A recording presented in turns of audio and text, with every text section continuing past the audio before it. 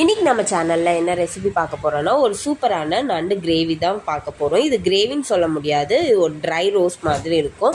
இந்த ரெசிபி வந்து செம்ம அல்டிமேட்டாக இருக்கும். வெறுமையாக விட்டால் கூட நான் சாப்பிட்டுட்டே இருப்பேன். எங்கள் அம்மா செய்கிறதுல இது ரொம்ப சூப்பரான ஒரு ரெசிபி. வாங்க எப்படி செய்கிறதுன்னு பார்க்கலாம். இப்போ வந்து நான் ஒரு 1/2 கிலோ நண்டு வாங்கியிருப்பேன். அதில் 3 பெரிய சைஸ் நண்டு வந்தது.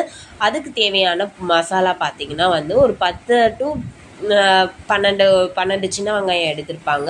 கொஞ்சமாக வந்து இஞ்சி, ஒரு 7-8 பல் பூண்டு, 1 ஸ்பூன் சீரகம், 1 ஸ்பூன் மிளகு, கொஞ்சமாக வந்து சோம்பு, கொத்தமல்லி, கருவேப்பிலை இதெல்லாம் போட்டுட்டு அரைச்சிடுங்க. தண்ணி வச்சுட்டு அதில் மஞ்சத்தூள் கொஞ்சம் போட்டு கழுவுன நண்டை வந்து நம்ம கொஞ்சம் நேரம் வேக வச்சுட்டு அதுக்கப்புறம் நம்ம அதை வந்து ட்ரையாக தரைச்சிக்கலாம். அந்த தண்ணியில் என்னென்ன மஞ்சத்தூளும் வெறும் தண்ணி அவ்வளோதான். உப்பு போடணும்.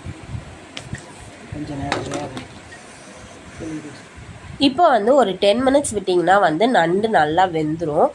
தண்ணி வந்து சுண்டுனாலும் பரவாயில்ல, இல்லை கொஞ்சமாக தண்ணி இருந்தாலும் பரவாயில்ல. நல்லா வெந்துருச்சுன்னா ஸ்டவ் ஆஃப் பண்ணிவிடுங்க. இப்போ ஒரு கடாயில் வந்து எண்ணெய் விட்டுட்டு நம்ம வந்து அரைச்சி வச்சுருக்கதான அந்த மசாலாவை வந்து எண்ணெயில் போட்டுட்டு நல்லா பச்சை வாசனை போகிற அளவுக்கு வந்து நல்லா ஃப்ரை பண்ணிக்கணும்.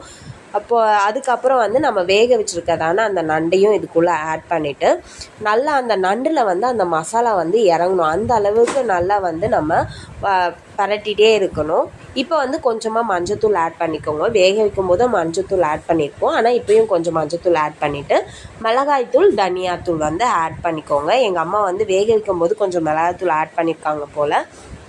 அதனால் மிளகாத்தூளை வந்து நீங்கள் இப்போ கூட ஆட் பண்ணிக்கலாம், இல்லை வேக வைக்கும்போது கூட நீங்கள் ஆட் பண்ணிக்கலாம்.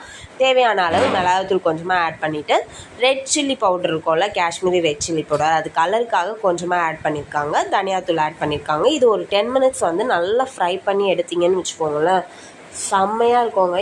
இந்த ரெசிபி வந்து எங்கள் அம்மா செய்கிறதுல ரொம்பவே பிடிக்கும். விட்டால் எல்லா நண்டுமே நானே காலி பண்ணிட்டேன் அன்றைக்கி.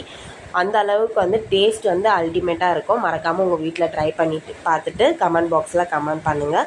நிறைய பேர் வீடியோஸ் பார்க்குறீங்க, கொஞ்சம் சப்ஸ்கிரைப் பண்ணி பார்த்தீங்கன்னா எங்களுக்கு ஹாப்பியாக இருக்கும். மறக்காமல் லைக் பண்ணுங்கள், ஷேர் பண்ணுங்கள், சப்ஸ்கிரைப் பண்ணுங்கள்.